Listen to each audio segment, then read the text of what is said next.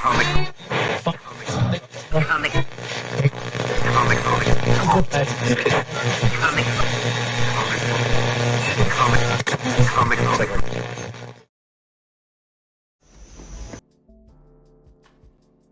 right, hey ladies and gentlemen, what's up?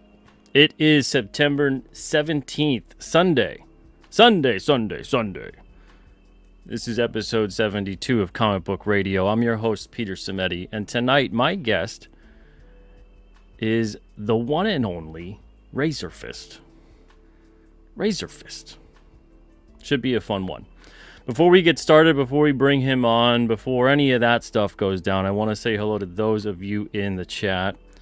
We got Bear here. What's up, Bear? And there's a lot of you, so I'm going to have to do kind of like a flyby, so please understand.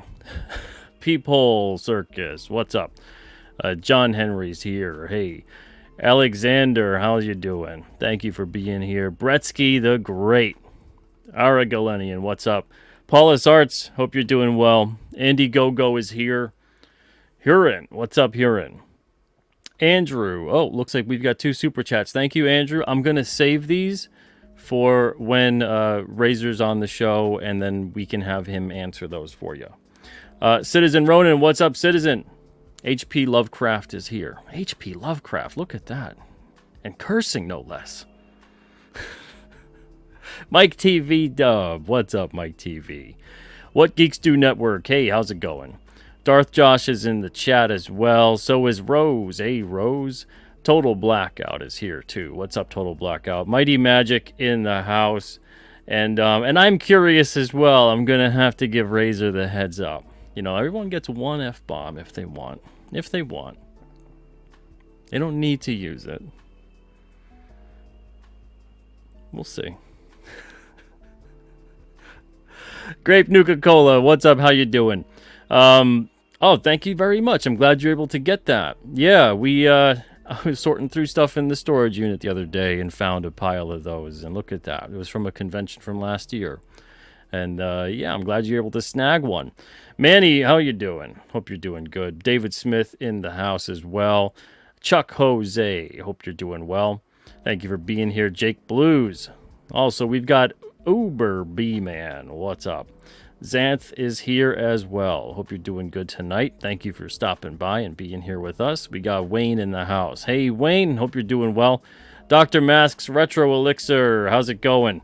Arik is here too. What's up, Arik? We got Eric Housel in the house. Mighty Magic, I believe I said hello, but I'm saying hello again. Shane, hope you're doing well. Says Monday, 2 a.m. for me. Look at that.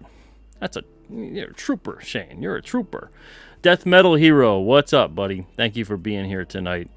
And we got, let's see, anybody else I'm missing? I don't want to miss anybody. We got Joe in the house as well. What's up, Joe?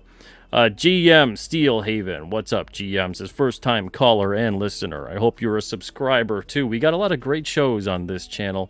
We do a lot of deep dives into comics, the comic industry, and also the paranormal and conspiracies, all that good stuff. A lot of interviews with various creators and people within comics. Creators, fans, YouTube type folks that love comics and want to talk them. We got a lot of that on this channel. Shane says, how many arrived from watching Geronimo Draws? I don't know, but Rob Geronimo, good dude. Very talented feller. I'm not biased at all saying that. Paladin, what's up, Paladin? Hope you're doing well. Paige is here in the house. What's up, Paige? Thank you for being here tonight. Lady Ribbit says, Pete might want to put a parental advisory on this show, just in case. Just in case. Dylan, what's up, Dylan? Says, Razor is always late. It's good because I gotta say hello to everybody anyway. Matt Cisco in the house. And Razor is absolutely coming tonight. But yes, yeah, a little bit late. But it gives me some time to say hello. Brian Suddenly Old in the chat as well. What's up, Brian? Thank you for being here. The Mad Cow. How's it going, Mad Cow? Hope you're doing good. We got Patchouli in the house. What's up, Patchouli? Corey Barton is here too. How's it going, Corey? Death Metal Hero says, if you're not subscribed, you're seriously missing out. Pete has a fantastic channel and does really fun shows. Thank you so much, Luke. Appreciate that. And I can't wait till you're on the show as well. It's going to be fun. Let's see here. We got, I think that's about it. I think so. Oh, here's Mighty Joe. What's up, Mighty Joe? Came from Malin's Closeout. John Malin closing out a campaign tonight. Go support John Malin as well. Have both of the screens going simultaneously. You know, all that good stuff. It's a Super Sunday fun day. We got Dylan saying always late. Look at that. Randy Scribner, what's up, Randy? Hope you're doing well. Thank you for being here tonight. And then I believe that might be it. Paige says Razor might be feeding his big puppy Cicero. Look at that. Well, you can't fault him if that's what's going on. You know, pups come first. Death Metal says gonna be a blast, Pete. Looking forward to it. I appreciate that. And Arik has abandoned Malin to come here. Oh boy. Wiley J Draws. What's up, Wiley? Thank you for being here tonight. Rose says definitely subbed. Always love learning of new creators to support. We are the same, you and I. Alexander says a wizard is never late, nor is he early. He arrives precisely when he means to. Well, we do hope he arrives here sooner rather than later. James says, oh, hey, this looks like a good stream. It's going to be a really fun one. I got a good feeling about it. Jelly Mist, hope you're doing well. Thank you for being here tonight. And also, Paul, thank you so much for the super chat right off the bat. Says, hoping there's a second chance to get Razor's comic. Watch the closeout. Got excited. So excited I thought I backed that. Oh. Yeah, because that campaign's not in demand, right? So, hopefully, I'll make sure to ask him, and then we can know. Nicholas, what's up, Nicholas? Hope you're doing great. And it looks like, let's see here. Okay, there we are. Ready to go. And Steven, hope you're doing well. Thank you for being here tonight. Okay, so without further ado, let's bring on the man of the hour, which would be would it be Razor, Mr. Fist, or Razor Fist? Razor Fist, what's up? Sir Archibald Wolfram Fist III. What the fuck? Oh. Well, it's definitely I'll just call you Razor Fist then. I gotta give you. I forgot to include Esquire at the end there. Fuck. Well, yeah, man, you've dropped 2 F-bombs in the first 10 seconds. Okay, I gotta give you the heads up, and I should have done this prior in DMs. We try to keep it a relatively family-friendly show. Alrighty. And I'm well aware. Well, I think we'll sing some nursery rhymes for you. There you go. That sounds good. A lot of people in the chat that know the show are like, I wonder how he's going to handle that. I wonder how. I can work clean. It's not a problem. I just wasn't aware. Yeah, he's a pro. Yeah, and it's my fault. I should have let him know beforehand in a DM, but, you know, it is what it is. Thank you, man, so much for being on the show tonight. It's going to be a fun one. I want to start at the beginning, right? That makes sense. I want to start with what got you into comics? What spurned that love of comic books? Oh, gosh. I mean, look, I'm a 90s kid, grew up with that whole wave of superhero, comic book shows, Batman, the animated series, and X-Men, and Silver Surfer, and Spider-Man, and on and on and on and on, right? That probably would be the wave where I got in. I cannot remember the first comic I dedicatedly bought, but I do remember the very first comic I bought, which was an issue of Amazing Spider-Man, where it was a crossover between him and the Punisher. What was it called? Vengeance is Mine or something like that. And it was this ongoing arc. And there was this guy called the Master of Vengeance. He was he looked terrible. He had a black and yellow outfit and gauntlets that shot energy or something. Anyways, terrible. But I liked the Punisher and I liked Spider-Man, and the art was really good. So I liked it, and I thought it was written pretty well, actually. I liked the quipifying of Spider-Man, and yeah, that was the first one. I bought it back in the day when you could literally get comics at a corner store. I got it over at 7-Eleven. And those were the days. Dad bought it for me for whatever, $1 or whatever. And then, of course, there's a place out here. I don't know if you have it out there. Well, they don't exist anymore. It turned into McFrugal's, and then it turned into Big Lots. But it used to be called Pick and Save back in the day. Oh, okay. Yeah. And they, during the heart of the comic craze, you'd be walking up to the front of the counter, and it was like an impulse buy. They would have baggies of tons of comics that were just overflow inventory, because we're in like the mid 90s, so the comic crash has already kind of happened a little bit, so there's tons of excess inventory. So there's just these Mylar bags filled with comics, and it was like 50 cents a pop. I got some great comics out of those bags. And sight unseen, my mom's like, yeah, fine, whatever, it'll keep you out of my hair for a while. And she should have checked what was in that, because there was some violent manga with blood and boobs in it, and there was stuff in there that should not have been in there. But there was also some good, like, New Mutants and cool stuff like that. So yeah, that was kind of the whole environment. And of course, I was always an X-Men fan, but probably the big character that I got into, and I'm still into today, is Daredevil. Once I read Frank Miller's Without Fear graphic novel, which was the first one I ever read.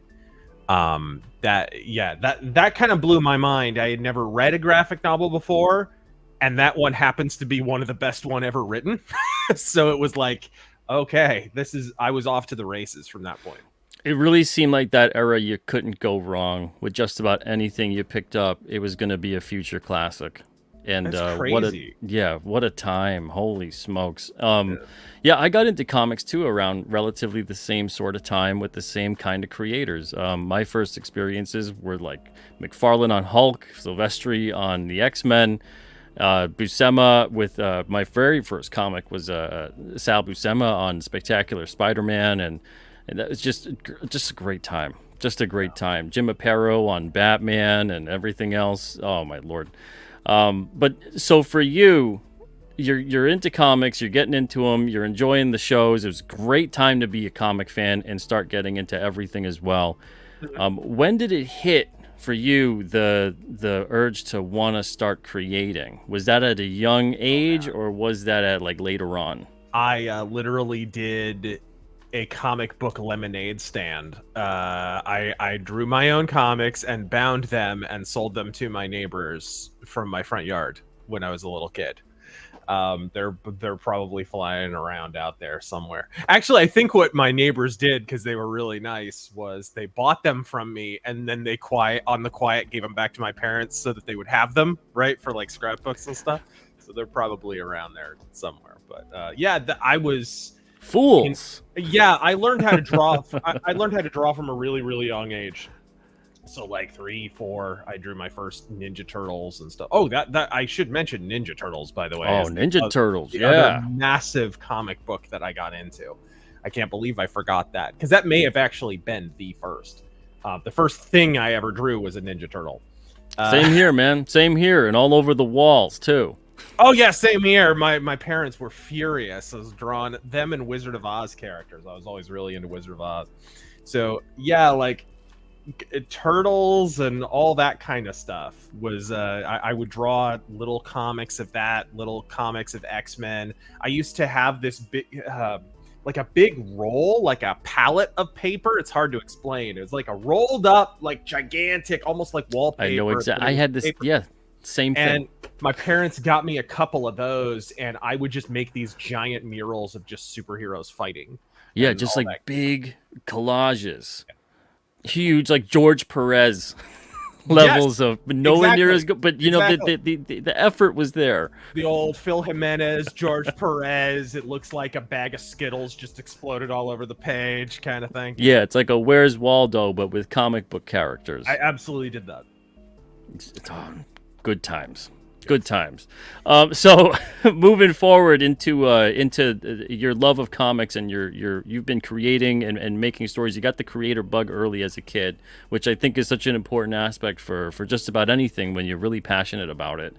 When did you start to get, because there's a point where you go from being kind of like, I like this stuff, I'm into it, I'm a passive fan, or, you know, I'm just kind of making drawings, you know, writing my own stories as a kid.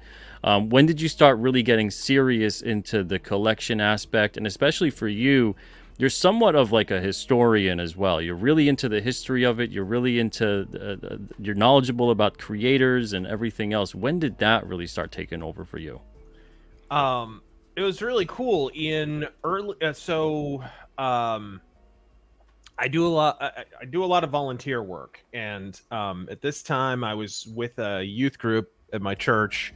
We were at St. Mary's Food Bank here in Phoenix, doing some volunteer work there, and I guess a comic store. I think it was All About Books and Comics, which is like the oldest comic store here. They're dead now, by the way, but they had at one time like 12 different stores here in Phoenix, a ton. And I think they had closed some, so they had sent a bunch of their excess inventory from the closed stores to St. Mary's Food Bank.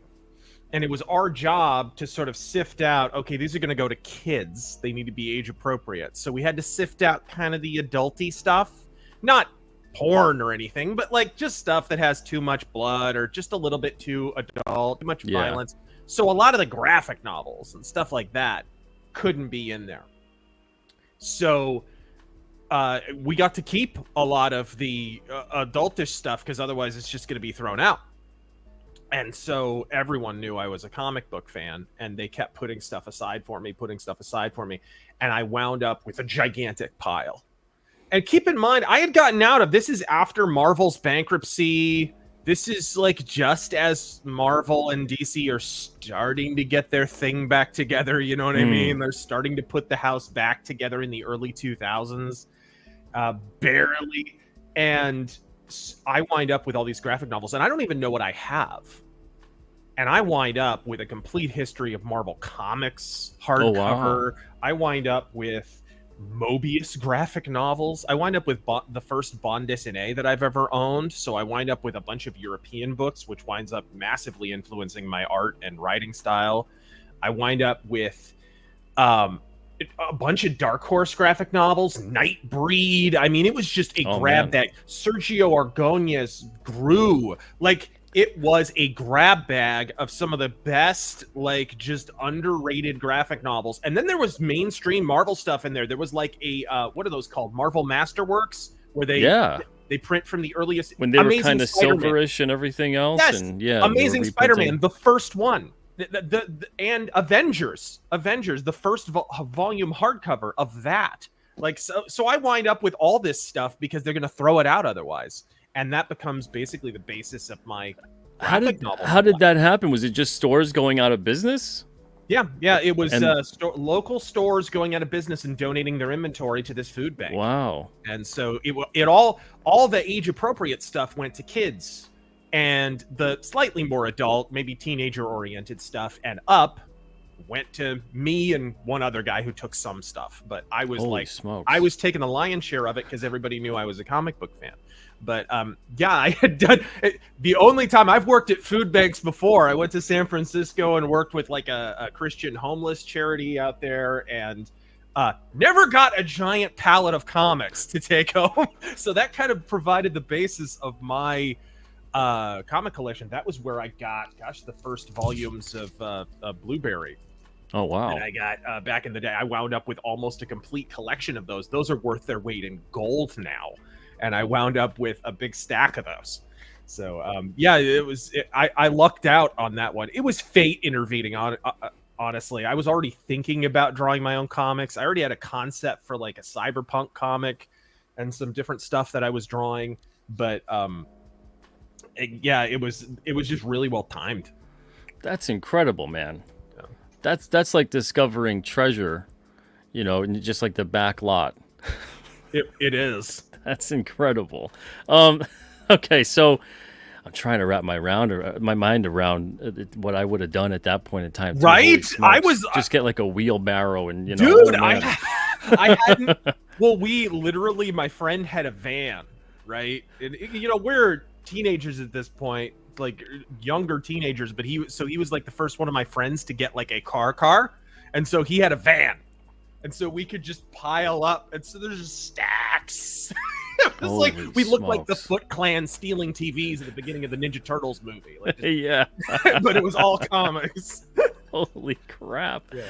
Oh man, that's incredible. The closest I ever came to anything like that that seemed like it was gifted to me was my dad was friends with this dude who had a barber shop, and he would get all of like the ripped off cover return things that were kind of like skeezy on the side. The barbershop guy would get them all and just have them there for, you know, the kids and whoever to read in like the waiting area. And he would just give my dad like these stacks like month after month of like, here, you know, your kid likes these, whatever, here, have them. So I had like a whole bunch of ripped off covers of different things, and you know, I loved it. But it's like at the time I had no idea, why are the covers all ripped off? What's going on here?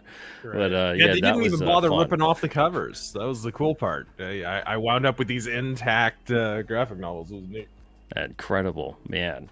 Yeah, Arik, give me a palette of 80s, 90s comics and I'm ready to join the foot, right? Yeah, that's all it takes. You know, that's like when you go back and you're there with with what is it, when they're at the place and it's he's a famous actor now. It's like Sam something or other, I forget. Sam Rockwell? Sam Rockwell, yeah, and he's back there and he's, you know, showing off the cigarettes. Which one do you want, right? Regular And, or menthol? yeah, it's like, you know, which graphic novels you want, you know, and it's, oh my lord. Oh yeah, That it would was have been great. absolutely a first taste is free situation. Because then I wind up working at a comic store after that because I get so obsessed. The biggest comic book chain in the country at that time, actually, and which is not Was it saying Heroes World or?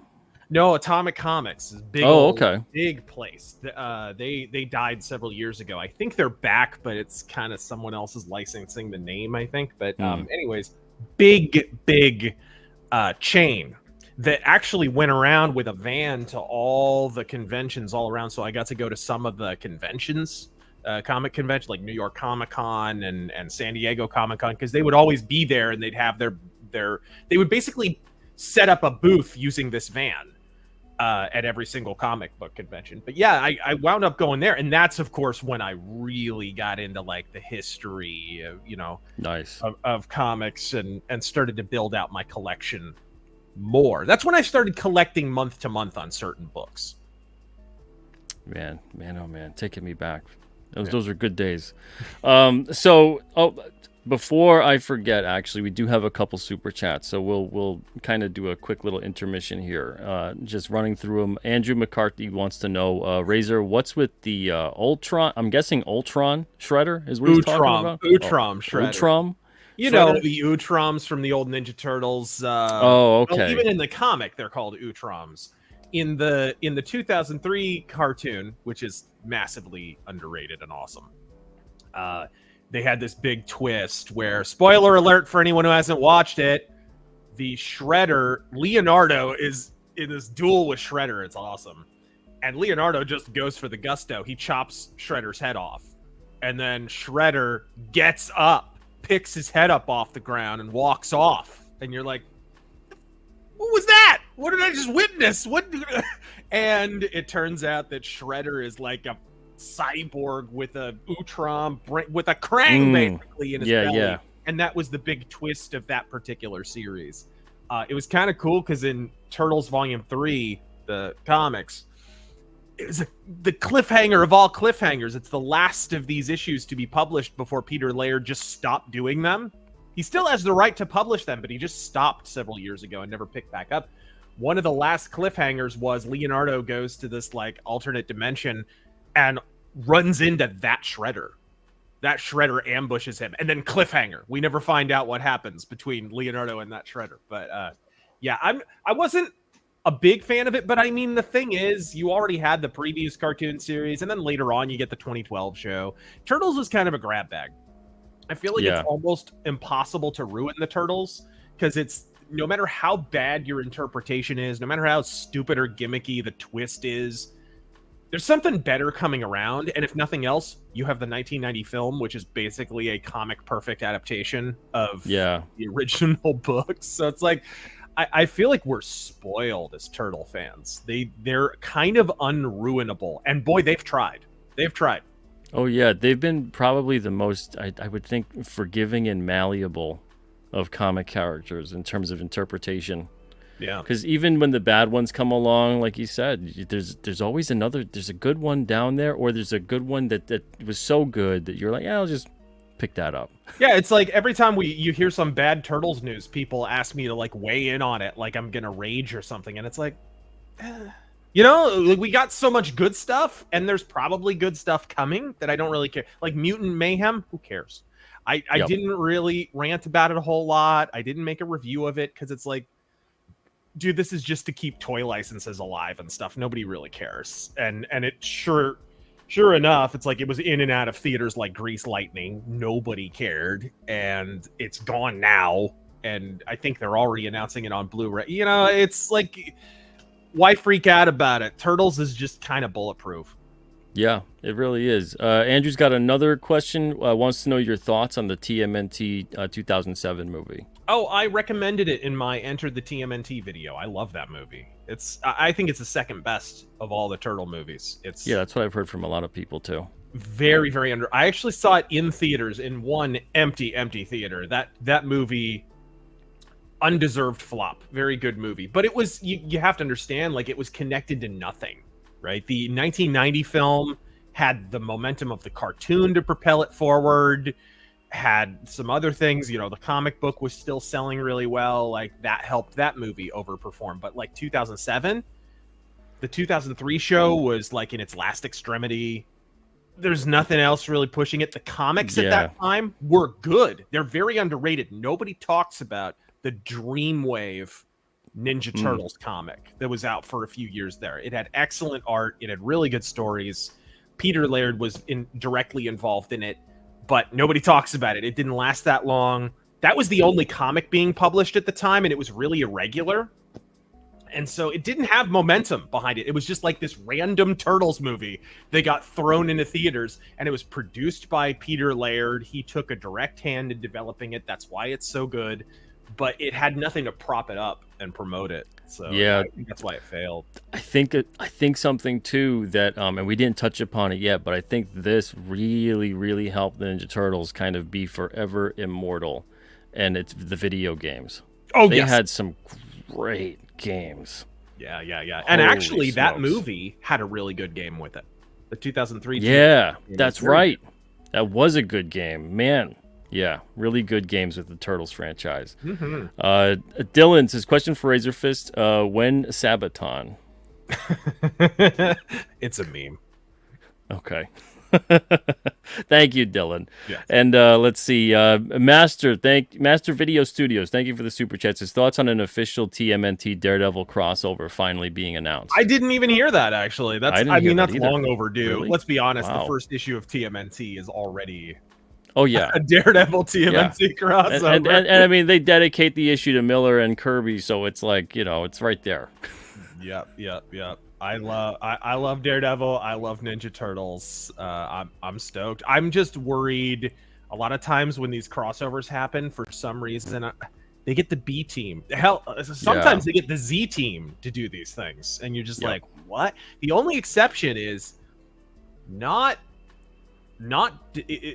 Batman Daredevil, but Daredevil Batman, the one that it was drawn by Eduardo Barreto, who's an amazing artist. May he rest in peace. And I forget who the writer was. Brian Azzarello, I think. And it's really good. I can't remember. It's really good. It was good. Like Scarecrow's in it, and it's very good. But you'll never see another Daredevil Batman crossover, by the way. I got that on authority directly from Casada. They had approached, I guess, DC a bunch of times, and DC has no interest in Daredevil crossovers. Well, yeah. I mean, you know what, though? At this point in time, it's difficult for me to get hyped up about just about anything modern that comes out of the corporations. Forget it. So, yeah. But hopefully, I'm always hopeful that they do it right, you know, do service to it. Alexander says, and thank you for the super chat, says, RAZöRFIST is awesome. Love your rants and all the content. There you go. Okay, so let's shift gears back to the conversation. Now, I want to know where... So we've established your love of comics. I want to know where the love for the Western kicked in. Yeah, that's interesting. I grew up in Arizona. We used to have a really strong link in this state to the Western. Oh, we yeah. used to have literally at my church growing up, we used to have Western Sundays all the time. Everybody would wear cowboy hats and ride. They'd have pony rides and cook barbecue and in downtown Phoenix, I forget when it was, but a lot of times they would have this like Western days where they'd have rodeos downtown and a cookout and the country music and all the whole 9 yards, and it would be down like central in downtown Phoenix. And I remember vividly going to those as a kid. That's gone away as we've become a satellite political colony of California. But it was cool, and it was a cool part of my childhood, but it kind of fell away. And as I got older and Phoenix got more gentrified, that kind of fell by the wayside. So I grew up kind of with not a ton of affection for Westerns, to be honest. They weren't on TV. The ones I had seen weren't that interesting. One of my grandpas was really into them, but didn't really introduce me to them that much. And it was, it's just kind of one of those things that was there in the background. And you got to remember, in the 90s, like, Westerns were just relegated to movies. And it was like Tombstone and Wyatt Earp or Unforgiven, and very adult fare. Okay, stuff I was not allowed to watch. So I didn't have a whole lot of connection to Westerns. And you never got into like Wagon Train, Bonanza, even things like Zorro, like the Disney show back in the day. And the closest thing is my unironic love for Little House on the Prairie. That's it. Okay. I love Little House on the Prairie, which is kind of a Western. But like that one's, and it is definitely Gunsmoke. Oh, I love Gunsmoke. Yeah, and Bonanza was on reruns, but I hated it. My mom loved it because she loved Michael Landon. But anyways, so in the early 2000s, I was introduced to Deadwood, and that was it, right? Like, Deadwood was a watershed. It's the greatest television show ever made, in my opinion.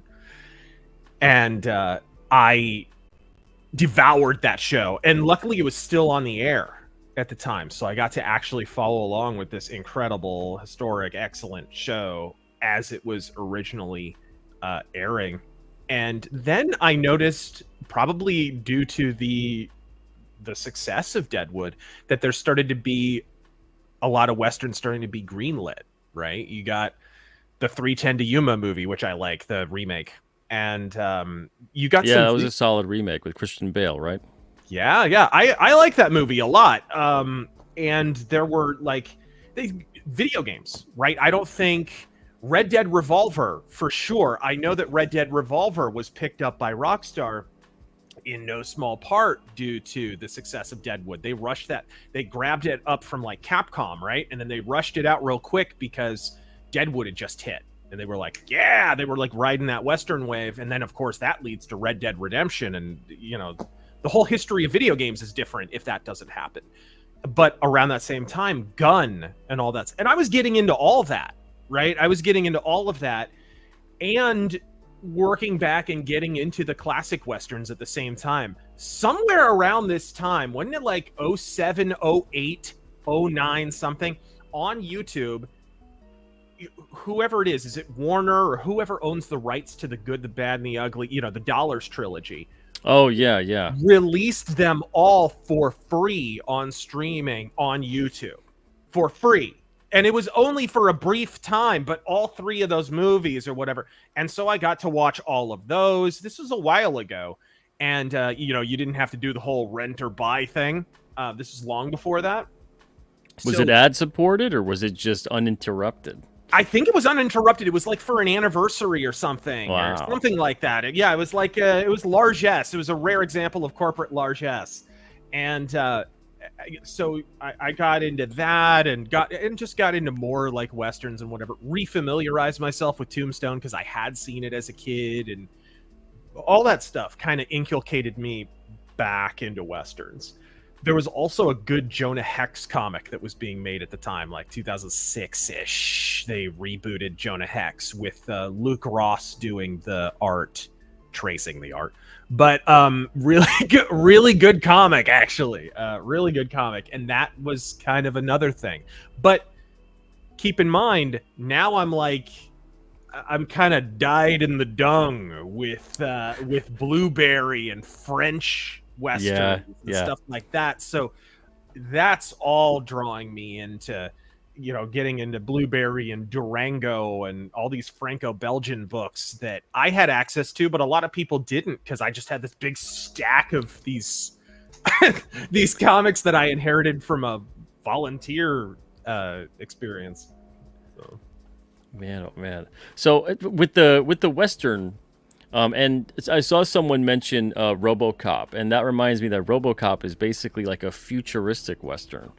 You know, the way that the whole setup, beat for beat, it's very much a Western tale of justice and revenge, and there's corruption in town, and, one man against impossible odds and everything else.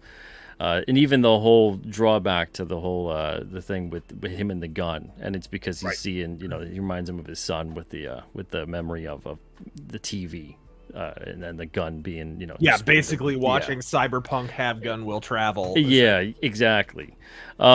So it really is funny how it never really left. It just got kind of reinvented, and that slice of Americana is just so part of this country. And I'm glad that we're sort of starting to see it come back again, which I think really needs to happen, because those stories really revolve around the independent spirit and doing what needs to be done and being up against the bad in the area, and you're probably the only person around, and whatever it may be, but it's this self-efficiency type of thing where you're just that's it. It's just you against whatever it is, and you have to find a way.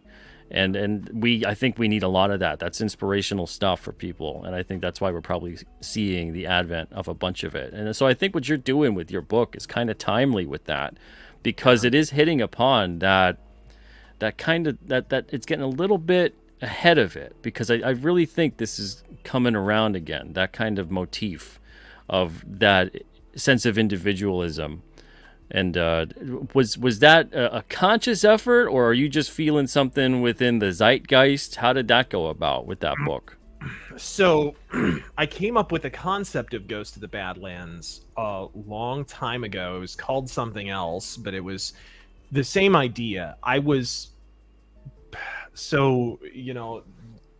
had wanted to do, I've been doing a pulp series called Night Vale. It's like a pulp fantasy noir series about the ongoing adventures of a thief. And one of the recurrent elements of that is a denial of heroism and an acceptance that there's kind of a morality in all things, right? That's kind of the slow dawning realization of the protagonist, that he's kind of struggling against the fact that he's no longer morally compatible with his vocation or setting. And what happens, like, at some point you wind up being positioned into heroic situations, even without necessarily being a hero. So I wanted to do a story that was more conventionally heroic. I wanted for something to be like, rather than have any shades of gray, completely morally binary, just good, bad, and to see like how that holds up under all these gray situations that modern stories always try and position the heroes in. All those cringy Alan Moore, the collective versus the individual situations, right? Because I love the idea of this unbending kind of Avenger stepping into that kind of... So that was kind of the whole idea, and I came up with that a long time ago. I also had a strong sense that I wanted it to be heavily biblically based. Westerns have always had that little bit of kind of hellfire and brimstone, old-time religion kind of feel to them. Yeah. I'm not embarrassed to admit that I had always wanted to incorporate some element of my upbringing and faith into something that I had created. So it was important to kind of take my early biblical education and kind of like infuse that into it. So I did, and I steered way into it. It's just this side of a Christian comic. At the end of the day, it's real. The religious themes are not subtle. In fact, the story itself is roughly lots of quotes, right? Not just the quotes from the main character is kind of, and this is kind of affectionately cribbed from a really cool underrated video game called Call of Juarez, where there's this reverend who's running around. You can literally in this game, I love this game. You can literally in this game have a revolver in one hand and a Bible in your left hand. You can be reading Hellfire and Brimstone Bible verses while you're killing people. I loved that.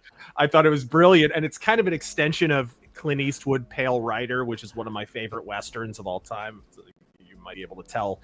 And so I kind of wanted to take that and just, okay, let's crank that up to 11. What if there's this person who's kind of like Solomon Kane Puritan obsessed on the Old West with this endless quest for vengeance? And then we take that and crank it up to 20 with sort of, I've always loved early 30s, 40s pulp vigilantes, because there's this obsession about all of them. The Shadow, I love. He's like undiluted Batman, because he's waging a war, and it's not DC Comics marketing, oh, Batman's fighting a war on crime. No, the Shadow is a general in a war on crime. He has foot soldiers. He positions them in places and uses them as pawns in order to wage this battle on crime. So I loved that idea, and there's a whole genre of vigilantes from the 30s that fit that. So all that kind of came together, and then the vision of the Ghost of the Badlands, who came to be known as the Ghost of the Badlands, the character design it was one of those things that just kind of jolted me out of bed one day. Luckily, I had a sketchbook next to me. So I sketched him up. I even dated it. It was several years ago. And because I knew I was going to use that at some point. I'm like, okay, at some point, I have to remember that I've got this. So George Alexopoulos, we had just worked on one of the Night Vale books, Death Mask. We were both bitten by the Western bug. And we had been kind of flirting with the idea. Okay, we got to do some kind of Western. He just happened to be in between projects. He had done Gooseberry Pie and he was about to do something else, and he just reached out. He was like, look, I know we've been threatening on this Western thing. If you've got anything, shoot it my way and we'll do it, because otherwise I got to move on to my next project. I was like, say less. I immediately closed Twitter and started writing, and this thing flew out of my fingers. Like, it didn't even, like, one evening I had half of it done. I had to stop myself. I could have finished it that night, but I wanted to stay fresh. I literally slammed the brakes.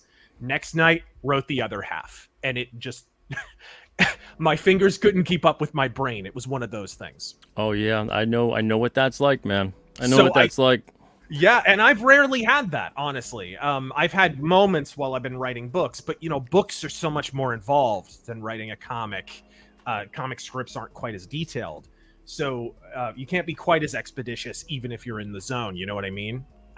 You might get a couple of chapters done on a really good night. But it was like I had to stop myself from finishing the whole thing. So I threw it off to him, and he was like, whoa, I didn't expect it that fast. Okay. He read it over, and right away, we were knocking out sketches together. I was doing character sketches. He was doing character sketches. He did rough thumbnails, and we're right where we are now. Basically, he's done crowdfunding before, so he suggested that, and that's how we wound up with the Ghost of the Badlands on Indiegogo. Fantastic. And we did have someone ask earlier too, because the campaign is closed right now. Is there going to be a way that they could get it later on or anything like that? Yeah, we closed the campaign rather than extend it, even though it definitely would have made a lot more. But I felt like it was important when a stop date is announced that it stops then.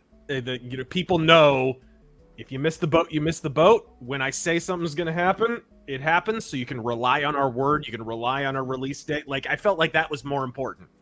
So we are going to have it available later on, where I have a publisher, the same publisher as my pulp novellas, and they're going to handle basically a second printing, essentially, that's going to be available when we launch, which will be this winter. Basically, at the same time that we start shipping out your books, people will be able to buy second printings from a traditional publisher.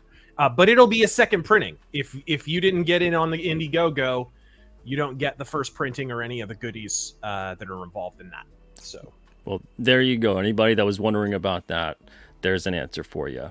But it's interesting you say that about it kind of flowing through you. It's almost like you're a man possessed. It's interesting because it came about with me, and it's the same thing that happened with my book King Cryptid, and I did the same thing you did too. When you get an idea, you write it down, and then you have to revisit this. Yeah, I put it away for a long time. I had a synopsis I remember that I wrote out. I don't know if you've ever done this, where you just get an idea and it's like, I just have to get kind of an atmospheric description of this thing, like a little kind of impressionist painting. Almost. Yeah, you got to put it out into the universe, make it real. Take it out of your head, make it real. Whatever the heck is going on, you're meant to have that idea, and you're meant to get that out there. And sometimes people don't get those ideas out there, and they just let them sit in their head, and then they disappear, and then they're just, they're basically a ghost of a concept of a thing that they had a fleeting thought of one day. Oh man, I hate when I put lose it out those. there. Put it down. It's like when I think of a good joke and forget to write it down. I hate that.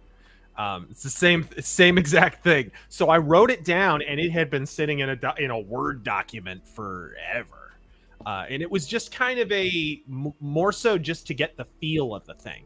I wanted this idea of this just human steam engine of Old West justice with this hellfire and brimstone, this insane fanatical dedication to God. Like, I wrote this whole prosaic passage about this person like breathing their last, and then they see a vision from God, and an angel hands them a flaming sword, and as they grab the hilt of the flaming sword, it turns into the grip of a revolver. You know what I mean? Like, I wrote this whole thing that was just meant to evoke the kind of feeling and atmosphere that I wanted. And then I wound up throwing all that away, kind of taking the feel of it and turning that into Ghost of the Badlands. It's important to get it out there, though. Anyone ever thinking about writing their stories down, the best thing you could possibly do is literally just start writing it down. Even if it's ideas, even if it seems fleeting, whatever it may be. I can't tell you how many people I've talked to where they're like, I had an idea, I lost the idea. Yeah. And then they'll see something later on be created by someone else, and they're like, that was my idea. Yeah. Well, they got that idea. It went over to them. The ether was like time for them to use it. They're going to make it a thing. Yep. So yeah, it's great that you did that. Now, there's a lot of supernatural aspects to that really intrigue me. It seems like there's a lot of research that went into not just, obviously, you're incorporating the biblical knowledge and whatnot in there too, but you seem to be incorporating stuff that's about the paranormal and the supernatural as well. Is that something that, am I hitting the mark here? I wanted to evoke, I referenced 30s and 40s pulps earlier. One of my favorite things about the Shadow and the Spider and Doc Savage and the Avenger and those kind of characters was that it was this period where there were no rules on kind of superhero vigilantes. Superhero wasn't even a genre, really. And so you never knew when a supernatural element was introduced if it was really supernatural or not. And in the case of the Shadow, it was almost always explained conventionally. Mm-hmm. I wanted to straddle that line where you're like, okay, we've got this crazy Navajo folklore in the region, so we get this sort of spooky aspect. Is the ghost a literal ghost? Is he a revenant? What is this? And I wanted, because there's a famous quote from Hampton Fancher, writer of Blade Runner and actor in many Western movies, incidentally, who said, the question is what matters, the answer's stupid, which is absolutely, completely correct. So this is a book that again and again asks questions that invite the reader to draw their own conclusions. And so there are elements in this story that suggest without proving the supernatural and suggest logical explanations without proving them. So it's written in that way, in the 30s and 40s style, right? Yeah, that keeps it interactive. That's what I call negative space in writing. There's negative space in art, and it's very easy to explain that. You can see it. But negative space in writing is leaving some of these things open to interpretation, not filling every single question with an answer, because it's correct. The answer usually is pretty stupid because it's either obvious or it's so convoluted it doesn't make any sense. Yep. So yeah, You the can see question what is far more interesting. exactly M. Night Shyamalan movies. They're so much more interesting until he explains shit. You know, it's the same thing. That's the problem. Really, is I didn't like that. I wanted a character that could just be a giant question mark on horseback, and in the same way that early issues of The Whisperer Yep. or The Shadow. The Whisperer is a good example of this because when the Whisperer pulps were being written, they first introduced the character and it was thought that he was the villain of the piece. And then by the end of the first pulp story, he's the hero. And we don't even completely establish like the identity byplay of the Whisperer and James Gordon. Yes, that's literally the name of the character, Police Commissioner James Gordon. You're welcome, DC. And and then by the second one, we're kind of in the mode of, oh, we've got the dual identity, and he's an actual pulp vigilante. And I loved that. And I loved in the early Shadow books, which there's several references to the Shadow. There's even one in the last trailer that I uploaded. Where in the early Shadow pulps, you're discovering through the main character's eyes who the Shadow is. The Shadow is the thing we know the least about. He's this shade that comes in and knocks the criminals out, and you're just like, what was that? Right? That's how the first 3 or 4, really the first 10 or so Shadow books are all written, and you're catching little snatches of conversation, criminals talking about who he might be. I thought I saw a bandage on his face once. Is he a war hero? Was he wounded? What is this? That's the kind of thing that I weave into the story, and it's going to be in a lot of the early stories. We're definitely going to answer questions as it goes on, but I'm taking the Walter Gibson method, who's a personal idol of mine. Walter Gibson was like, every time you answer a question, you need to ask 2 more. So that was kind of how he wrote the early Shadow stories. So Yeah. in the second Shadow book, for example, he introduces Lamont Cranston, who everybody thinks is the Shadow's alter ego. And then at the beginning of the third book, Lamont Cranston wakes up in bed and he's looking at Lamont Cranston. And Lamont Cranston says, "You need to leave. I've been playing you. I'm the Shadow," right? Like, you need to get out of here. And you come to realize that the Shadow takes identities he wants, and Lamont Cranston is just one of the many faces that he wears. That kind of thing. Throwing curveballs every time you answer a question is, I think that's really important to keep readers engaged. Oh, absolutely. That's why, and I've had this conversation before on this channel about how, when you're doing something you're passionate about, when you're making your own story, I don't know how many people all of a sudden tell maybe 5 stories and they're like, I'm burnt out. I don't know what else to write about. I'm like, how do you not know what else to write about? Because, when I'm working on something, it's like the Hydra. You cut off one head and now 2 or 3 more grow in its place. So you answer the one question and now 2 or 3 more have grown in its place. How do you end up stopping? How do you not have ideas, never-ending ideas? If anything, it should be a huge problem of I have all these ideas and not enough time and maybe even not enough money to make it a reality. It's just, you're absolutely 100% right.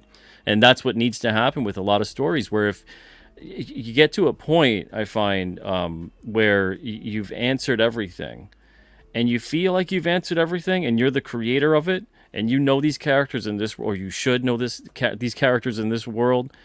I don't think you actually ever did. I don't think you actually did ever know any of them. And I think you were just rushing to get to a spot where you felt like, yeah, I just don't want to do this anymore. Yeah. No, I think that's a good point. I think it's important for the author to feel like they don't quite know the character a little bit. For you to have a sense that the character, discovering things about them, that the character is, the Walter Gibson quote is something like, imagine that your creation is beyond you and somewhat unknowable, and that no matter how much you uncover, you can never uncover all. Something like that. It was just basically the approach he took to writing all of his characters, and I think that's what kept him engaging for 300 plus novels or whatever he wound up writing. Oh, totally. Okay, we got to get to a couple super chats here. We got one question for you. Hey, Razor, how much of the film westerns coming around the corner now do you think are going to end up being hick lib schlock? A lot. But the cool thing about westerns is they're not as pricey to make as some other genres, because you've already got the western sets up in a lot of towns, and some places where these western, these western western sets, film sets are, they will actually give you like tax breaks or whatever. Like, for example, one of the reasons Hell on Wheels was shot in Calgary, Alberta, Canada, was because they gave them some kind of tax break. And of course, there's rolling hills of what is essentially American prairie. So they don't cost as much. And because of that, you don't need as much financing. Because you don't need as much financing, you don't necessarily have to dip into anybody connected to ESG. So that kind of stuff doesn't wind up being as much of a factor. So you don't have as many checklist items to check off. You may not even have any. So I think westerns are going to be treated better than some other genres, but I do think that a lot of these, I mean, come on, I've already seen a few. Yeah, the law of averages is not. Yeah, I've already seen a few that have been still announced. Like, didn't Pedro Pascal just do like a short movie where it was just gay cowboys on the front? It was just like, come on, dude. There's going to be a lot of that. Don't get me wrong, but I think on the average, the western is going to be treated a lot better than, say, superheroes were. Yeah, I think it's harder in some weird way. It's harder to create a cold corporate western. Yeah. I don't know why. It just seems like it's intrinsically a lot harder to do that. And I don't know if it's the setting, if it's the characters. You're trying to have it ring true, or at least, hopefully that's the case. But it's going to be like the propaganda and the narrative. If you stray in a western, it sticks out like a sore thumb. You can't bury that as easily as you could with a lot of other things. Do you ever see? And this one I thought was, it was good, but it could have been so much more. It was Slow West with Michael Fassbender. No, I haven't seen it. Yeah, that was out a couple years ago, probably more at this point. Probably out like 10 years ago. Mm-hmm. I'm thinking a couple years because everything is so strange now. But that one, I do recommend watching it. There's a couple really good moments in it. But yeah, that I thought it was good, but it could have been even better. Like the Hound from Game of Thrones was in it too, but he's only in it for like 5 minutes, and he's so not used to the full extent in which he could have been used.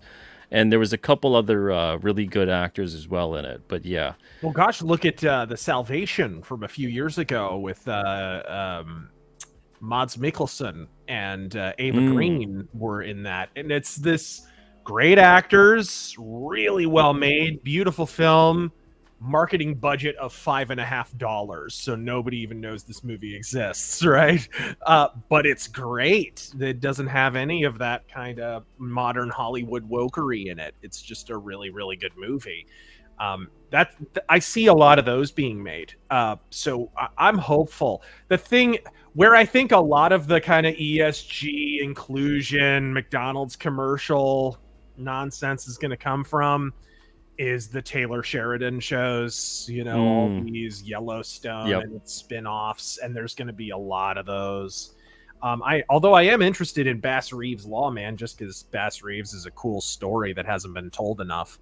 But other than that, I mean, I think it's going to be treated better than some other genres. Yeah, and I think all you need is maybe one or two really solid ones to all of a sudden wake everybody up again. Yeah, so, and the thing about westerns is thanks to Unforgiven, because for a long time westerns couldn't win Oscars, but thanks to Unforgiven, it was like, oh, now they can win all the Oscars if they want to. In fact, Clint Eastwood, after that movie came out, was like, this wasn't even as good as The Outlaw Josie Wales. Like, if this won an Oscar, that should have won an Oscar, right? That's basically what Eastwood said afterward. And he's right. He's absolutely right. He had made westerns that were better than Unforgiven before Unforgiven. Not that movie's not great.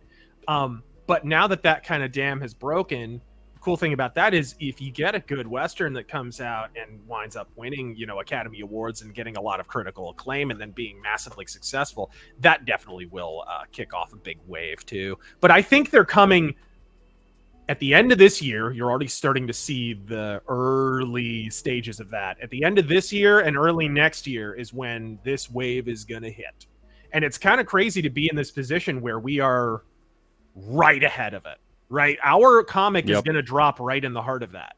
And I'm as cool as it was that we freaking shattered our highest expectations for the Indiegogo, I'm more excited, honestly, to see what happens when it comes out, because that's when all the Westerns are going to be coming out, and I imagine there will be a little bit more of an appetite for Westerns. So we'll see if word of mouth, I don't know.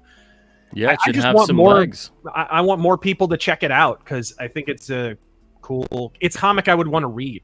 So absolutely. Well, that's always important. You know, when you're making your own comic, make sure it's also something that you enjoy making and wanting to read, that you're like, this isn't really out there. I wish it was. I'm going to make it. You know, and that's something that I think sometimes people pursue these endeavors and they're like, let me make something that seems like it'll sell. Let me make something that seems like it would be buzzworthy and it's or you trendy. get a lot of, oh man, you get a lot of, I'm going to make a cyberpunk thing. I'm going to make it. You get people who operate in genre. Right? Yeah. I'm going to make a lot of aspiring young creators do that. And it's like, ooh, I can't recommend highly enough that you don't do that. Start with a story, not with a genre. And the genre will reveal itself. Exactly. Through your, like, Ghost of the Badlands could have been told in a lot of different settings, but the American Southwest and a corner of the American Southwest that hasn't been explored a lot was really a function of me wanting to explore themes that are kind of regional specific. What I love, though, too, about what you're doing, and this is what I love so much about a lot of comics, and you can sense when this occurs, is they start with a character. They don't start with a plot. They don't start with some, like, epic scale. They don't start with thinking of, like, the genre first. They don't start with any of that crap. They don't start with thinking about which audience are we going to appeal to. They start with the inspiration for the character and fleshing out what is the deal with this dude or woman or whoever. What is going on with this character? What are their motivations? What is driving them? You know, and that's the thing that's going to create a compelling story. It's not the reverse. There's so many people that are like, let me make a plot and this and that, and then you put your characters in there, and there are all these weird cookie cutter one-dimensional characters that no one cares about because of the fact that for you, they're just little vehicles to move the plot. Yeah. So you end up reading it or watching it or whatever it is, and you're just like, I never really felt anything. None of those characters resonated with me. And because you don't resonate with the characters, the plot doesn't mean crap to you. You could care less. They're like the victims in a slasher movie. Yes. You want to see them either just die or go away. Yeah, exactly. And that's one of the reasons for the approach that I've taken in the comic. It's not told from a conventional, like, superhero or vigilante or even Western perspective. Westerns are usually told from one character's perspective. One of the things I like about Deadwood is that it's not, right? It's very much an ensemble. You follow all kinds of people all over the town, and the town is the character, and the central theme of the body of Christ is sort of just woven throughout the whole thing, and all the characters are just there to ratify that, really. I've always loved that approach. So I kind of took a similar, not similar kind of approach, and also a pulpier approach where I feel like the romance of the superhero is gone. I think that's one of the reasons that people are getting tired of the genre. I know there are people out there coping. It's just bad movie fatigue. I think it is also superhero fatigue. I think superheroes are less interesting than they were. They're becoming a one note. They're not. We know too much about them, and the things that we know aren't that interesting. They're too domestic. It's too, hey, let's watch Ant-Man's baby mama drama. Well, dude, it's like what you were talking about. They're answering too many questions that aren't even being asked.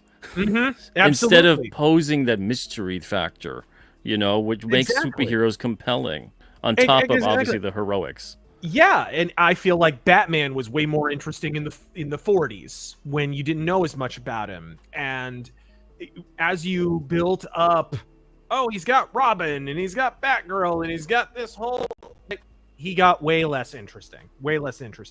Whereas if you kept him a little bit more remote, like a Greek chorus or a like a voice of conscience or the specter of vengeance. It's why I always cringe whenever you get these Batman speeches of "I am the knight, I am the." It's like, dude, we've seen you cry like 50 times. Like, stop.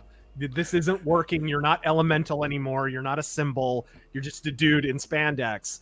So I wrote purposely the story in such a way that the ghost gets to stay at remove.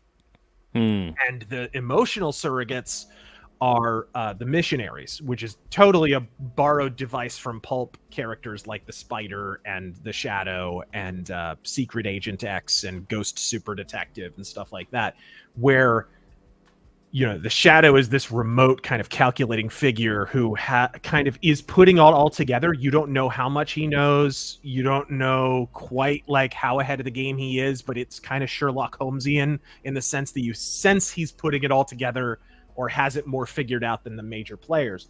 And then his agents are front and center. And they're your emotional surrogates. So you get to follow their emotional journey, and then through their eyes, you get to discover this kind of spectral figure. And that person gets to stay a much more mythical figure as a result. So that's kind of the way that I decided to. Dude, man, you're reading my mind, man. You're reading my mind. 2 nights ago, I was on a show talking about the exact same concept. 2 nights ago, talking about the exact same thing. Yeah. Exact same thing. That it's wonderful when you can discover more about the story through the side characters going on, and the central figure can kind of stay what they're doing, and they become more of this, not just a draw and not just the focus of attention, but they can really maintain this mystique, this kind of what is it that they were saying in Lost? I forget that whole concept that they were talking about with what's his face, but that whole kind of like that point. Don't tell me what I can't do. That whole point of, you know, that's the thing, and the whole, you know, universe revolves around them, but you discover everything, and everything else, the emotion that's there is through everyone else that you're learning about, what they're going through, everything else, and that central figure is going like, okay, the reader can, I can trust in this figure, and we can discover the world together. And that's, I think, what made especially comics, serialized comics, ongoing stories so interesting for so long. You can't really have this thing where these characters that you're following along in the journey, let's say, and it's done in a way where it feels like, who the hell am I even on this journey with? You know, you're on the path with like a schizophrenic psychopath. You know, it's why it's a more interesting thing to have an ongoing series with a Batman as opposed to an ongoing series with the Joker. Because it turns into, what the hell am I reading eventually? You know, because the whole world is just, it's this chaos over and over again. And to read that, maybe an issue or two, yeah, it's fun. But to a whole series, forget it.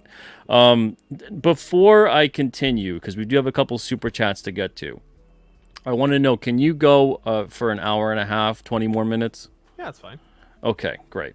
We're going to read these super chats, then we're going to take a quick break, and then we're going to come back. We might even go a little bit longer than an hour and a half, but I'll see what we could do here. Mandy Summers, thank you so much for the $2 super chats. Says big loves to Pete and MFN RAZöRFIST. There you go. Hey, Mandy, thanks for joining us. What Geeks Do Network says, will there be more GBL and same characters? So it goes to the Badlands. Yeah, I've already written most of the second volume. Big reason why I'm talking about the Navajo kind of folklore and stuff is because the second story deals more heavily with natives. I want to take a crack at getting into native stuff because, like, I love this French comic that's ongoing. They just announced a new volume, actually. It's great BD Nice. called Undertaker. And they did this arc that was like 1 or 2 issues called The White Indian, about this white kid who gets abducted, enslaved by local Indians, and then becomes the leader of the Indians, basically through his Machiavellian machinations. It was cool and surprisingly red-pilled, because for some reason you have to go to France to get politically incorrect comics now. Natives can be slavers in French comics, but not in America. That's not allowed.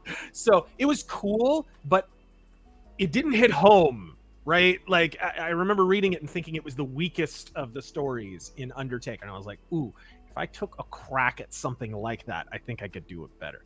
So the next one is going to have to deal a little bit more with that. But yeah, definitely going to be more for sure. I have to ask this: do you ever touch upon any of the ancient civilization aspects out there, like Hohokam and stuff like yeah, that? Yeah.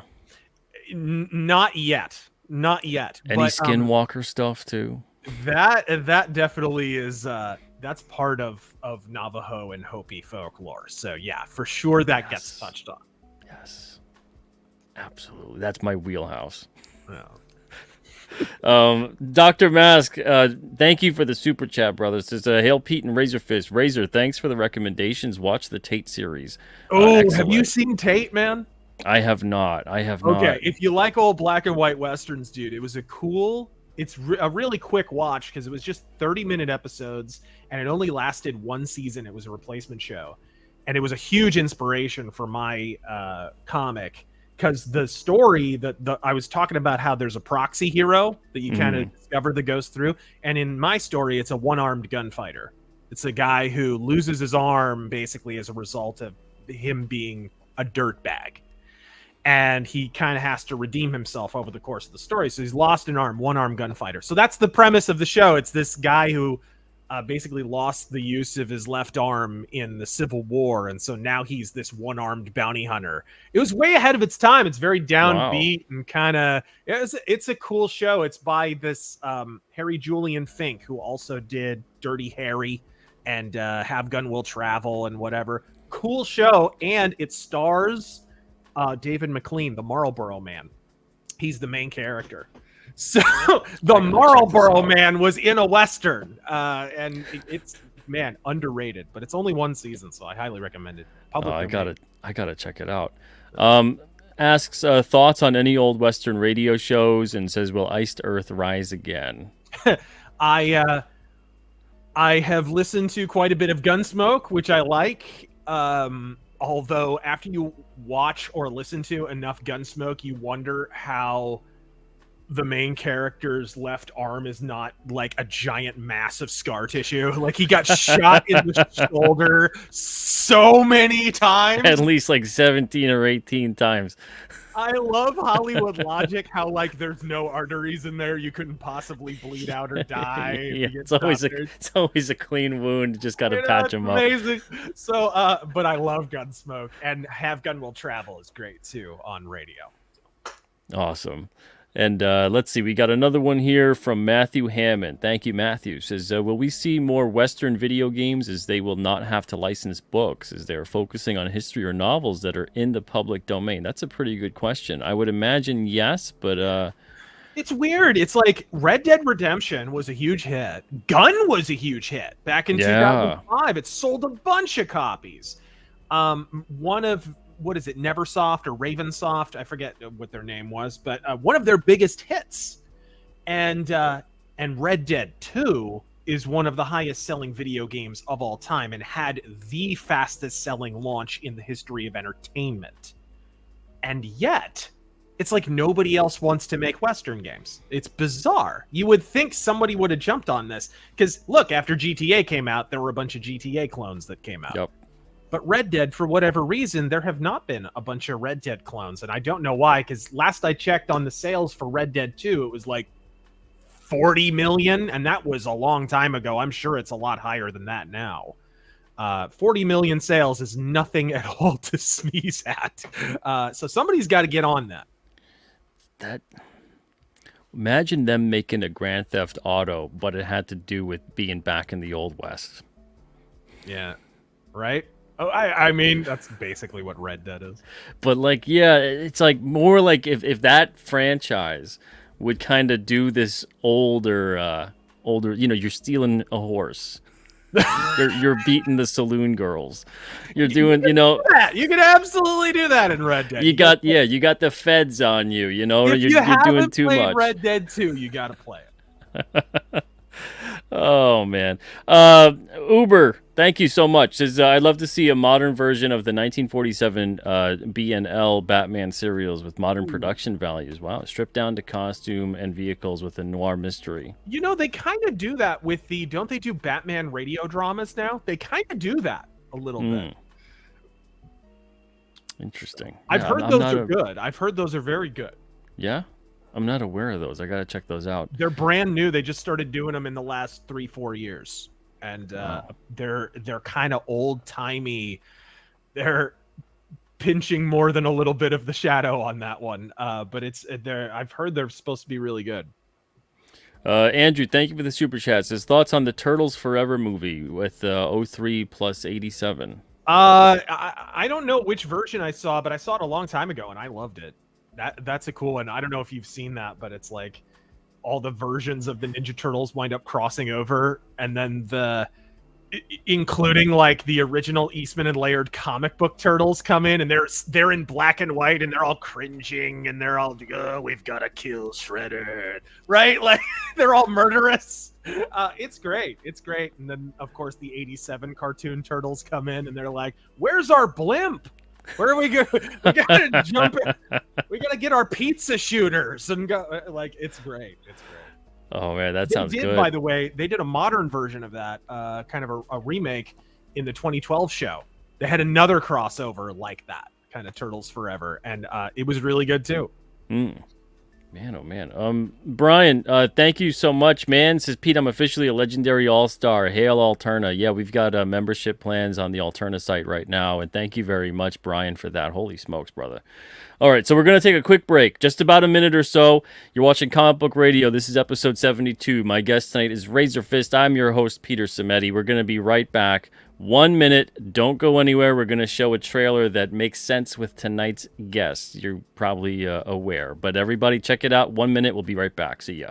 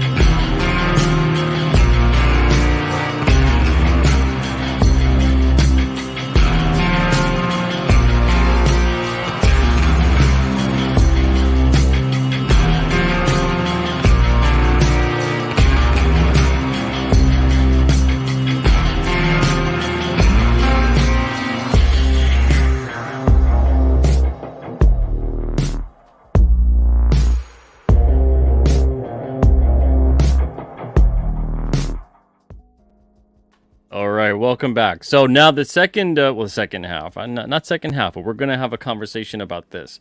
We gotta cover some horror stuff.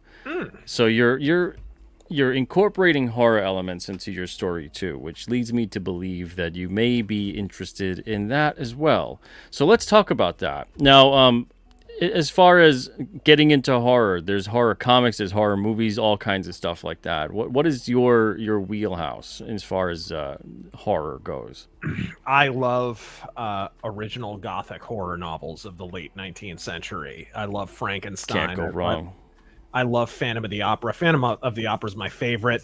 Obviously, a huge reference point for the Ghost of the Badlands.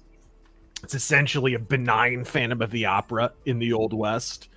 And Dracula and all that stuff. Like, I love all that stuff. It's always been a huge inspiration for me. So that's kind of my wheelhouse. I love that horror by candlelight sort of vibe. Slashers and stuff, those are fun on a cheese level, like on an 80s cheese level. And if you're going to do that, you got to go all the way. It's got to be some guys on the back of a motorcycle with a katana chopping zombies' heads off. The crazier, the better. The less sense it makes, the better. It's got to be that, like Dario Argento's Demons or Nightmare on Elm Street 3. It's got to be that kind of thing. Otherwise, I'm not interested. The more serious kind of Exorcist and that kind of stuff doesn't do a whole lot for me. Although I do like some, like Alien. I think that's one of the most genuinely horrifying movies ever. And Halloween, the original Halloween, is freaking fantastic. But But yeah, I wouldn't say I have a massive affection for horror in general, but I do like old gothic kind of horror novels and stuff. Yeah, I love horror when it poses these philosophical, existential questions about humanity and how far we've gone, and that Yeah. we shouldn't have gone that far. And so, Yes. with that mindset, the scope of horror for me often extends past what would be genre specific for horror. But Mhm. I love that kind of thing when horror can touch upon subtext within that scope and constantly be viewed as like this warning. Even though in modern times, some people seem to not heed those warnings with sci-fi and horror. Yeah, absolutely. We see a lot of mad science nowadays running around all over again. Worse than the Victorian era kind of gothic novels. But when it comes to stuff like that, now you're talking about the classics. You're talking about stuff that has inspired everything that's come after it. Mhm. With Phantom of the Opera, and you were saying how that's an inspiration for this book. Is there like a romantic kind of aspect to this? Not so much in this volume. There is a much more romantic gothic horror element in the second volume that I'm writing. But no, not in this particular one. This is more about this first story is very much the reference point is the Bible, to the point where the main story is literally patterned after Saul's conversion on the road to Damascus. Like, that's the whole thing. The whole thing follows the arc right up to the establishment of the first missionaries after his conversion into Paul, and imprisonment and things like it follows all those kind of reference points. But the next one gets, because we're introducing so many elements in the first one, you can't get too personal, like tearing into people's, psyche or interpersonal relationships. Yeah. In the second volume, now the missionaries get to interact, and the ghost gets to interact with them. So you're getting to build out the world and the mythos a little bit more. So there's more interaction and a little bit more relationship stuff. I wouldn't say high romance or anything, but it's handled in a way, when I say romantic, it's more like Aristotle or Ayn Rand's definition of romantic. Yeah. Ideals being communicated, and morality being communicated, sort of an idealized vision of morality. That's a good way to go about it. It's like the old adage of, not gore, you'd have action, not horror, there's mystery, not sex, there's romance, and then that you're conveying something that's on a higher level. So yeah, I dig it, man. The one thing that I would be remiss not to talk to you about would be wrestling.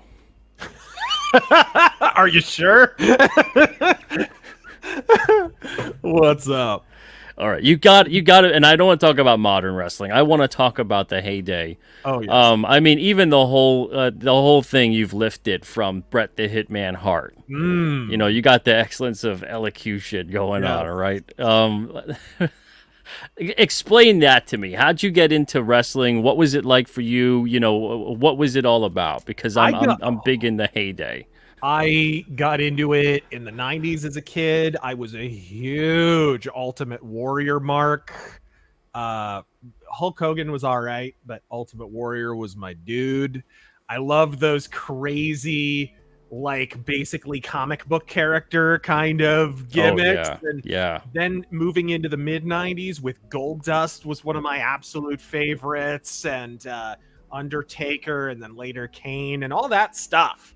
I've always loved that, where you can kind of have people competing in this combat sport, and then a space alien can walk to the ring or something. You're right. Like, it's just the most ridiculous, like, otherworldly kind of situation. I've always loved that about pro wrestling. That is gone, by the way. The business no longer has that element. Yeah, as soon as everybody started going by, here's Bob Reynolds. Yeah.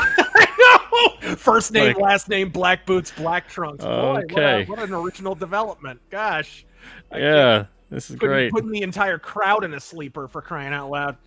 So I'm not a huge fan of that whole movement. I feel like Brock Lesnar was one of the first in that kind of, hey, look, it's Jack Thompson versus Steve Harrison, right? Like, it's just, what am I even watching? They don't even have like a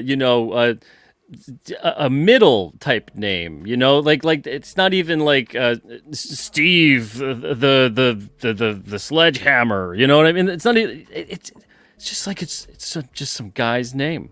Whatever happened, where's Jake the Snake? Where's the pageantry? Yeah, he was Jake Roberts, but they put the snake in the middle, and all of a sudden it's magic. Right? Yeah, like it's magic at that point, and all you did was add one word. I always loved that kind of stuff, and so like I miss that, and I also miss, there used to be more elaborate storylines. Like when they, as soon as they got a writing staff on WWE programming, it was like, now there's a room full of writers, and before you can move on to the next storyline, everybody in that room has to agree on the storyline. So now, and the former writer of WWE, Vince Russo, who I've done work for him on his channel, I'm a big fan of his and a big defender of him because he gets dumped on by the entire wrestling community, and unfairly, in my opinion. He talked about how the reason it worked was him and one other guy sat at a dinner table, and they would have a list of everybody on the card, and they would be like, okay, what's his storyline? What's his storyline? What's her storyline? And they would not stop until everybody on the show had a meaningful storyline, some kind of meaningful storyline. And then they would do it all over again next week. That stopped the moment they had a room full of writers, because everyone's got to agree on who this guy's storyline is. And before long, when you have that many people in a room, maybe you only get to 2 or 3 storylines, if that. If you watch WWE, you can see what I'm talking about. There's really only 1, maybe 2 storylines in the whole show, and it's 3 hours long. Could you imagine watching any drama and there's just 2 storylines and it lasts 3 hours? Yep.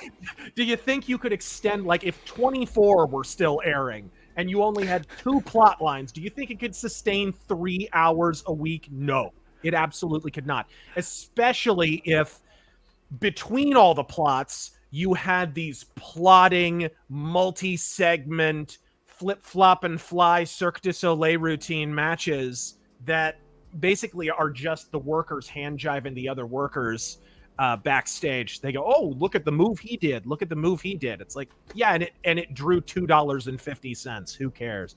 The business is going down. It's going down in a big way. I think Raw, the last rating, they're hovering around 1.3, which is about as low as the ratings have ever been in the history of Monday Night Raw, and they deserve it. They deserve it. It's been 20 years of just steady decline and cluelessness for the wrestling business. They're gonna go away eventually. Either that, or I know they were just bought. They just had a merger with the UFC guys.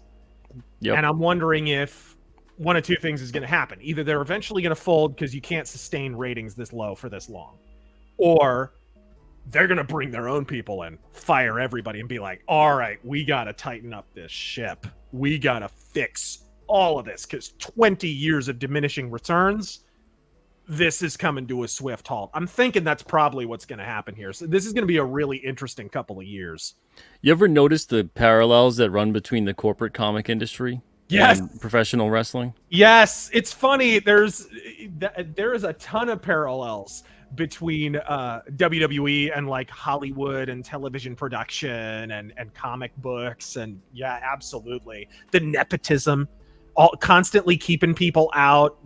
People who have no business being there stay there forever because they're just better at politicking. It's almost like beat for beat. They follow each other in both business practice and creativity, or sometimes lack thereof. Yes, absolutely. And even down to everybody being an independent contractor. Right? In WWE, you're not an employee, you're an independent contractor. But you can't go work for anyone else because that would be a problem. But you're an independent contractor. Don't worry about it. Don't go working for Marvel. Right? Yeah, it was like when I was I made fast friends with Roddy Piper because we hired him to be the main prison guard in the film that we did a couple of years ago called The Chair. What a legend! What a And freaking. oh my lord, There's a personality. He didn't I even love need. Roddy. I miss Roddy. He didn't need Rowdy before his name. Oh That's the man. most amazing thing about him. He had such a personality And and yeah, presence. It and didn't matter. as equal as he was, such a magnificent heel.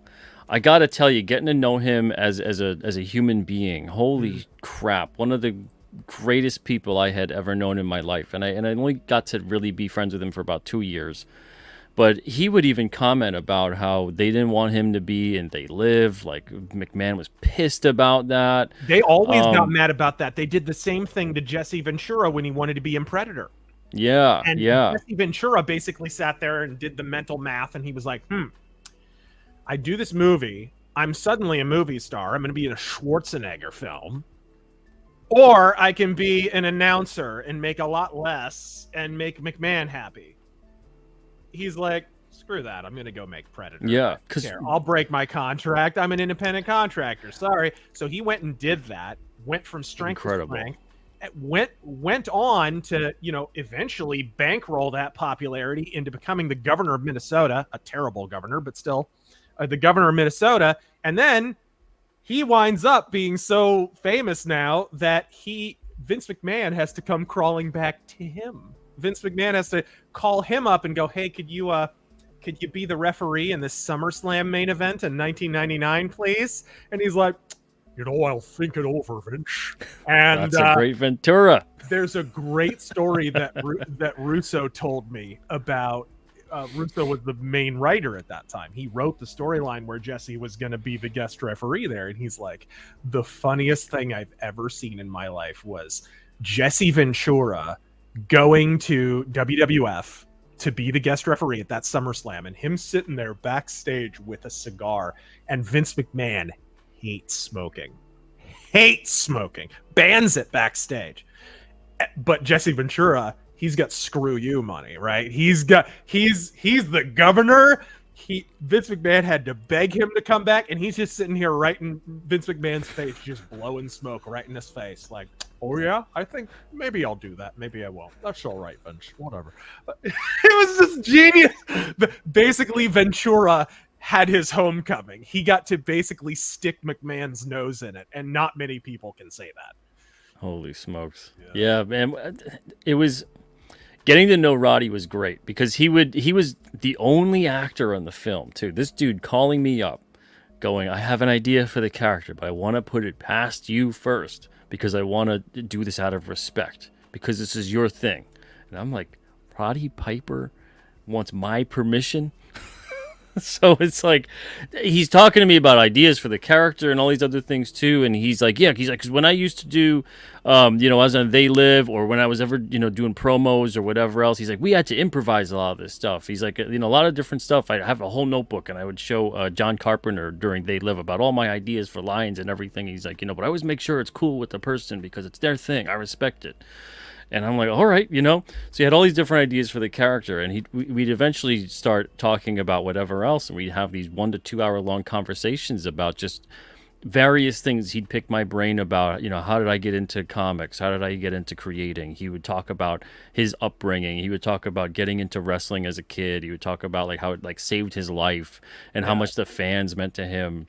And just all this kind of stuff. And to this day, it's one of my biggest inspirations was a conversation I had with him about the fans and the fact that he's like, those people, he's like, when I go to do a signing or a convention or whatever, he's like, even if the place is closing, I'm like, I'm going to be at this bar or whatever. Everybody go over there. I want to make sure everyone that came to see me sees me. We have a conversation because he always took his time with people too. He never rushed people out of the line or whatever. Yeah. And he's like, because if it wasn't for these people, I wouldn't have anything.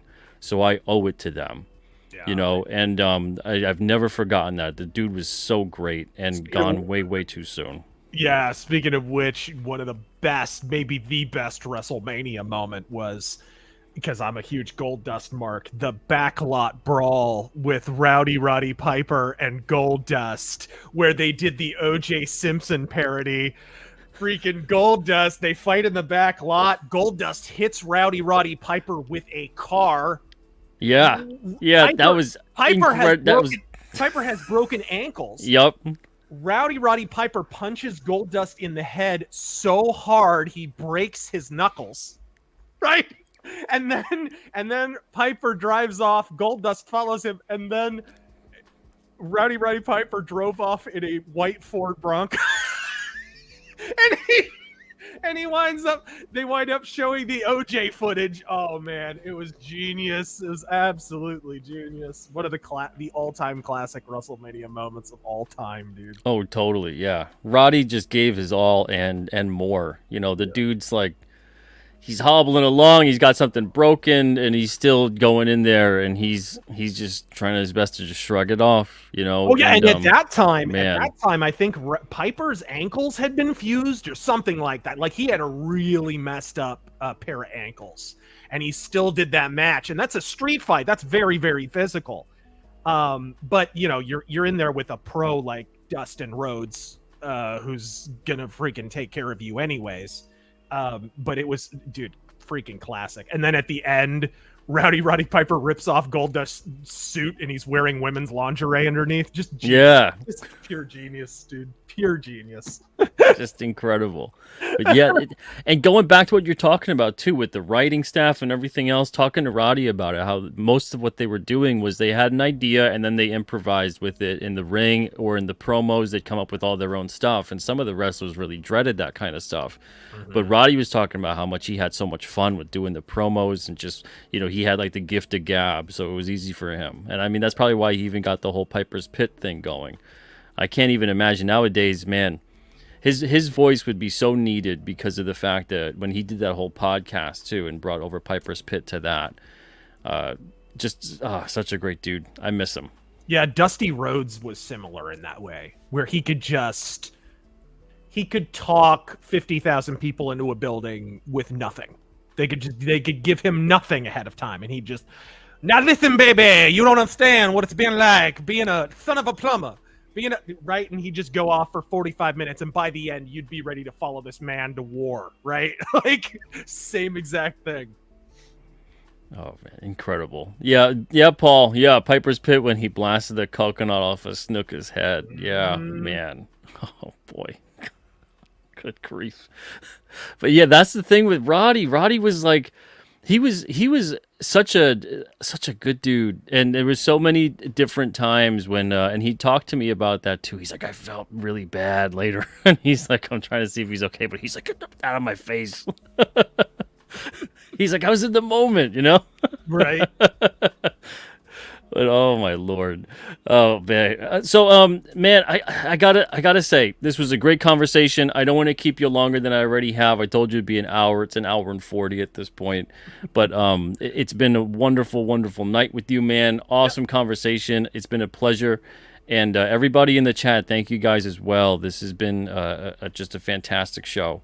Anything else before we go that you'd like to let the people know that have been watching? No, we're catapulting forward with Ghost of the Badlands. It will be this winter. We're not sure if it'll be the tail end of this year or the beginning of next year.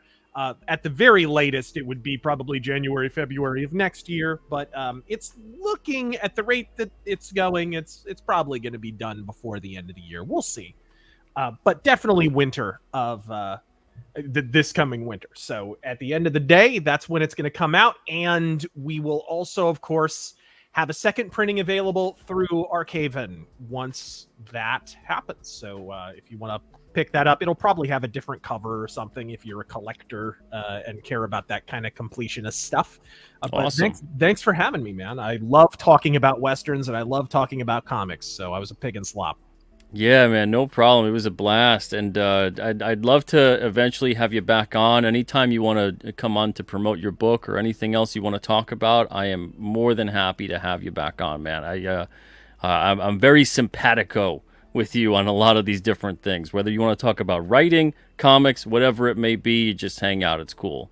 All right. One thing I want to say here, we got Andrew McCarty with one more question. Wants to know thoughts on Secret of the Ooze and Turtles in Time.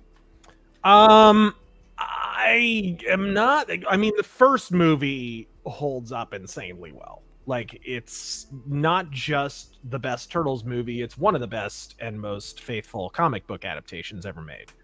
So, that was going to be a hard act to follow anyway. I like how it looks. I don't think it's horrendous. I think the beginning of the film is way better than the second part. I'm talking about Secret of the Ooze now. But it hasn't aged very well. And it was made basically to placate the parents who complained about the violence in the first movie. And it was made to be more like the cartoon. Doesn't hold up so well when you're an adult, but it still looks cool. It's cool to see, the Jim Henson Creature Shop do their thing with sponge suits and whatnot. I think they got a little bit better on the second movie in terms of the operation and the visuals on that. Third movie, I like the concept. I just thought it was executed kind of poorly. That was another... Third movie's nightmarish. Both of the sequels were cranked out. If you look at when they came out, they were just cranked out. It was like, we got to get this while the iron is hot. This Turtles thing is going to go away any day now, so we got to just crank these sequels out. I feel like if they had taken their time, probably the Turtles never would have had that period in the late 90s where they basically died off briefly and then kind of got revived by the 2003 show. Maybe that never would have happened if they had been a little bit more principled with that. But that was the logic. You can't blame them. They were told at the beginning, Kevin Eastman and Peter Laird, like, this is going to last 3 years. They were told that in 87. And of course, it lasted basically the entirety of the 1990s. I mean, the 87 show didn't go off the air till 97. It lasted 10 freaking years, which is just unheard of for a children's cartoon. So, yeah, well, especially, I mean, they're comparing it at the time to things like G.I. Joe, Transformers, Thundercats, all these things that they had roughly, 3 to 4 years tops. Some of them had 2.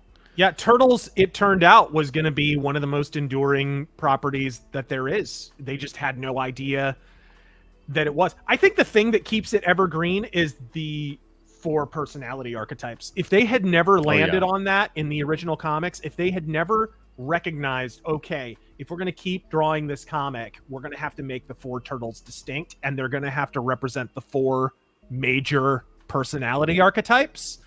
If they never landed on that, I don't think the Turtles would have been around more than 3 years. But because they made that incredibly wise move, Turtles will be around forever.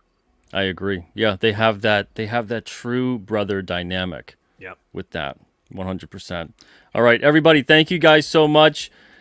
If you enjoyed the show, give it a thumbs up, please. And if you're not subscribed, please subscribe. Make sure to ring the bell for notifications. We've got a lot of comic book creator interviews coming up. We also have done a lot. There's been a lot of shows on this channel. And if you're into comics, if you're into the comic industry and knowing how that kind of works and all that good stuff, and if you're also into the paranormal, cover-ups, conspiracies, all that stuff too, I dive into that on this channel every now and then as well. So give it a subscription there on the YouTubes. Other than that, go check out Alternaween. We got that running right now on Fund My Comic, alternacomics.com, and Indiegogo. And that's basically to get comics in your hands to get them out for trick-or-treaters on Halloween night. For every $1,000 we raise, we're giving 100 all-ages comics to comic books for kids so they can get comics out to kids in children's hospitals that can't go out on Halloween. So right now, we're close to $2,000. Getting there day by day. We got 100 comics going out. Hopefully we can get 200 comics going out. Other than that, go check out King Cryptid. That's my series. It's on issues 5 to 9 right now, funding on Indiegogo and alternacomics.com. And if you missed the first 4, they're available on Alterna right now. Everybody take it easy. Have a wonderful night. I'll be back on Tuesday at 1 o'clock Eastern with Jimmy Reyes. And RAZöRFIST, thank you again so much, man. This was a blast. A lot of fun. We'd love to. We'll have to do it again maybe when the comic comes out. That'd be great. That'd be great. Yeah, 100%. All right, everybody, take it easy. Have a wonderful night, and I'll see you guys soon. Razor, all the best. Godspeed.